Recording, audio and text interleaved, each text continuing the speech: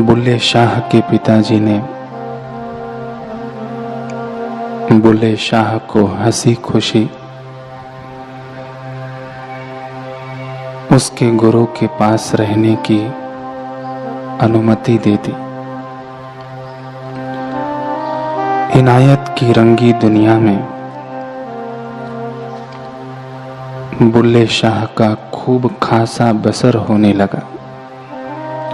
जाहिर है जब शिष्य समस्त कायनात के सुख वैभव नजारों को लतिया डाले तो गुरु के शाही खजाने उसके लिए लुटने को बेकरार कैसे न हो। इनायत शाह ने बुल्ले शाह को अपने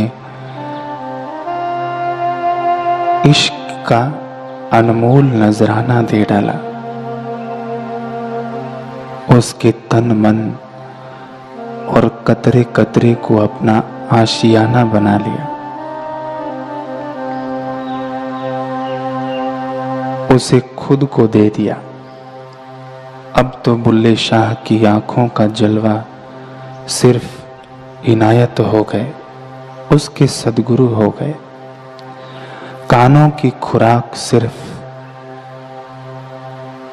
गुरु के ही बोल, सांसों का चलना रुकना सिर्फ गुरु की एक मुस्कान का मोहताज, दिल का हंसना रोना उनके ही इशारों का गुलाम। बुल्ले शाह की हर सोच के ताने बाने में उसके गुरु गुथ गए। ख्वाहिशों तमन्नाओं का फूल फूल भीना हो उठा इनायत से। दिल की फिजा में इश्क बहार छा गई। खोशा नसीब की इश्क पर छाई फसले बहार। घटाएं झूम उठी, फजाएं हो गई सरशार।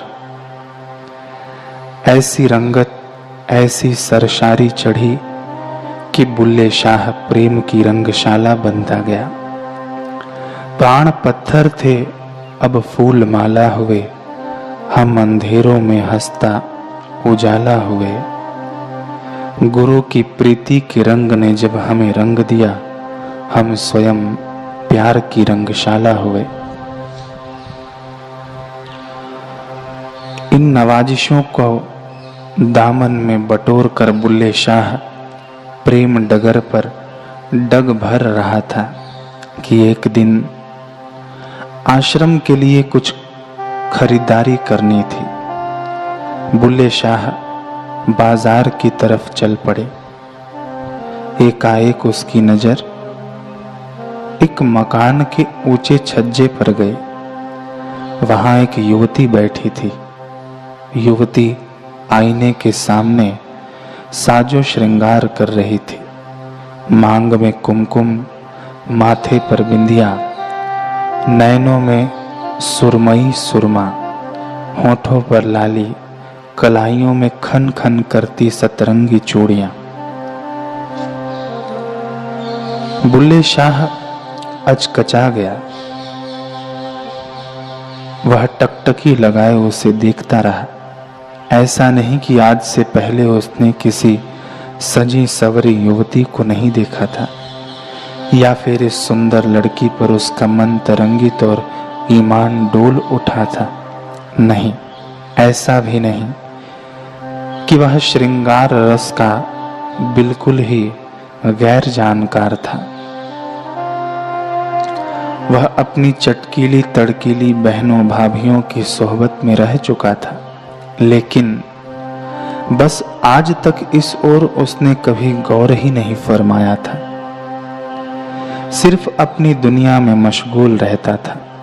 लेकिन आज इस नजारे ने उसकी सुरूर भरी आंखों पर दस्तक दे डाली। यह कैसा अजीबो गरीब शौक।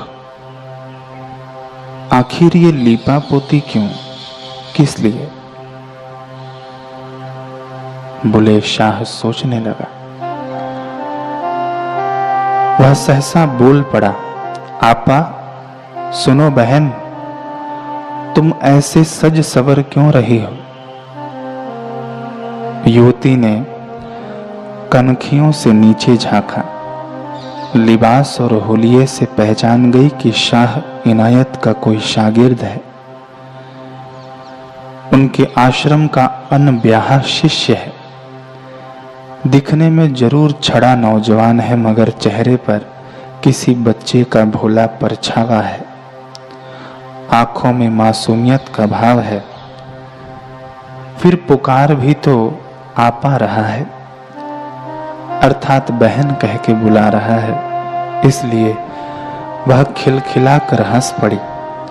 चुटकी कसते हुए बोली, क्या बताऊं तुम जैसे बरुए कलंदर को। जाओ शेख जी जाओ, शागिर्दी करो, बाईमान इबादत करो, वरना नाहक तुम्हें अपने गुरु की नाराजगी झेलनी पड़ेगी। बुल्ले शाह ने उसी सादे मिजाज से फिर पूछा, बताओ ना आपा, यह ज़ेबो ज़ीनत बनाओ सजाओ क्यों? आखिर किस वजह से? सबब क्या है इनका? युवती झेपते हुए बोली, उफ, एक तो गुस्ताख और अड़ियल हो, ऊपर से नादान डब्बू भी। अरे मियाँ, तुम क्या जानो इश्क के राज। मोहब्बतों उल्फतों के किस्से तुम्हारी अल्हड़ बैरागी खोपड़ी में कहाँ घुसने वाले हैं।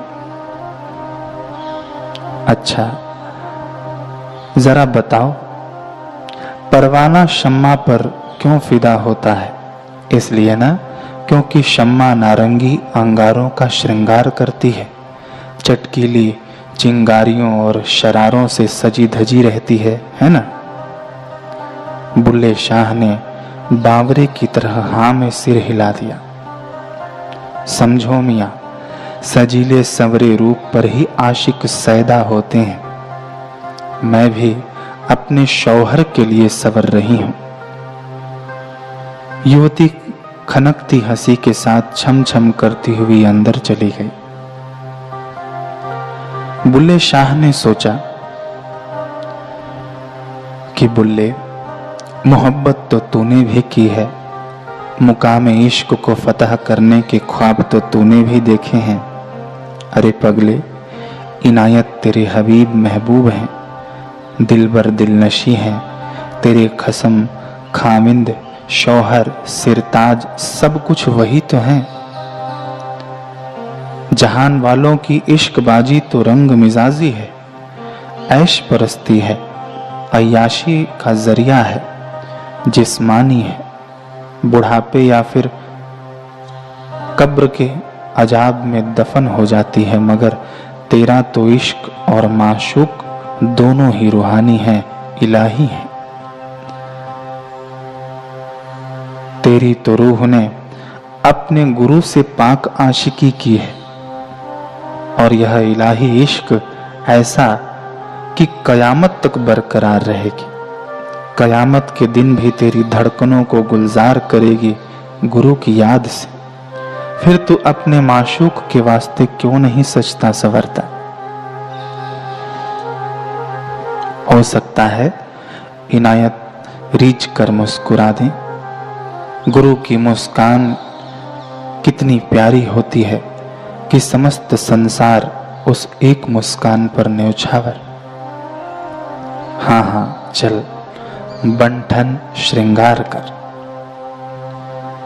दिल ये कहता है तुझे सजना संवरना होगा, अपनी सांसों से बंधी शांतिपूर्ण आयत के लिए, अपनी नस नस में बसे रिश्ते की सतित्व के लिए। ये रस्म अच्छी है इस इश्क की निस्बत के लिए कि तू प्रेयसी सा सजे अपने इनायत के लिए। सुर्ख सिंदूर अब इस मांग में भरना होगा, दिल ये कहता है बुल्ले तुझे सजना संवरना होगा। बुल्ले शाह पोशाक सज्जा वाले दर्जी शमशेर खां की दुकान पर चला गया। दर्जी बुल्ले शाह का पुराना मित्र था। भाई, हमें एक बढ़िया सा लिबास उधार दे दो, हो सके तो भाभी जान का कुछ साजो श्रृंगार भी देना।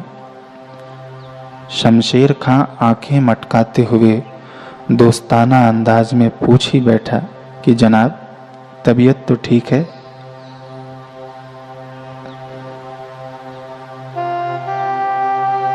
बुल्ले शाह ने कहा, तबीयत को ही तो हरा करने की कोशिश कर रहा हूं मियां। बुल्ले शाह सारा साजो सामान जुटाकर आस्ताने अर्थात आश्रम लौट आया। सीधा अपनी कुटिया की राह ली, किवाड़ बंद कर सांकल लगा दी। संध्या हो चली। रोजाना की तरह आश्रम के बीच के खुले आंगन में कव्वाली और मुशायरे के लिए खुदा के आशिक जुट रहे थे।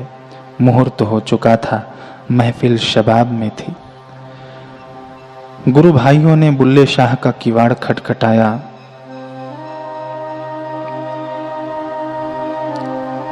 बुल्ले शाह जी तख्त पर तशरीफ रख चुके हैं, इसलिए फौरन बाहर आओ।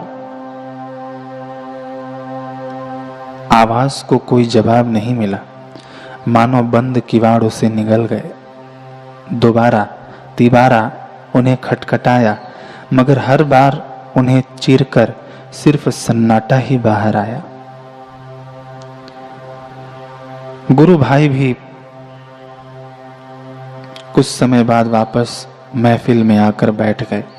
यहाँ इनायत अपने नूरानी जलाल से शिष्यों को नूर नवाज रहे थे।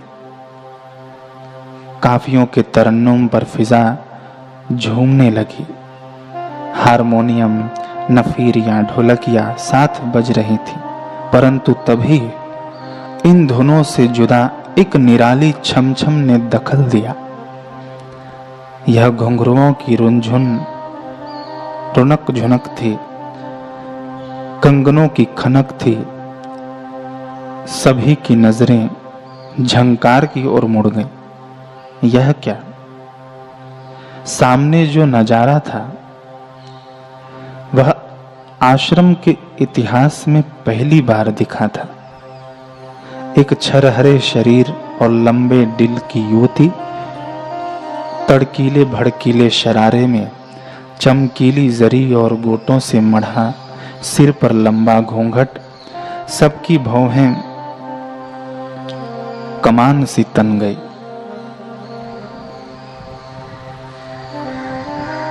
आंखों में हैरानी तैर गई।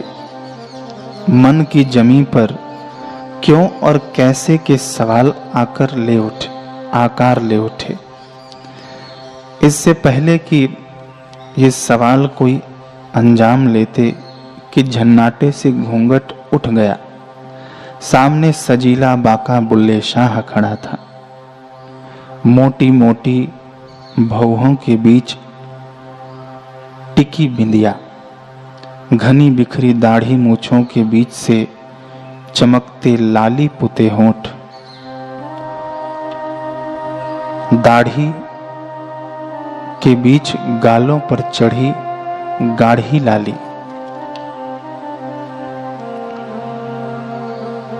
अपलम चपलम उसने अपने उलझे बालों को ही गुथ लिया था।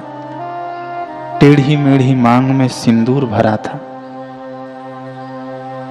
भरा नहीं था, उड़ेल डाला था। जितना सजना मुमकिन था उतना सजा हुआ था। यह देख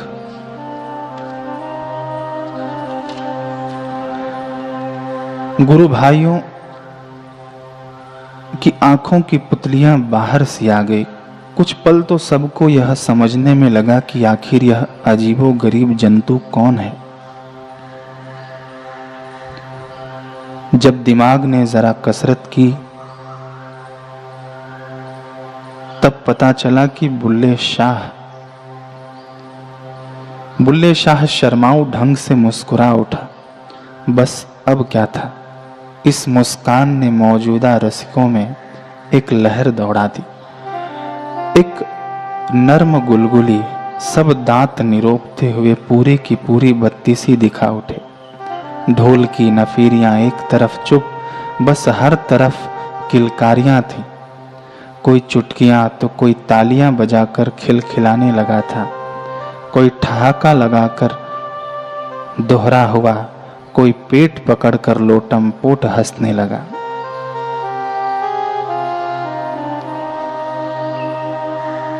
परंतु क्या बुल्ले शाह की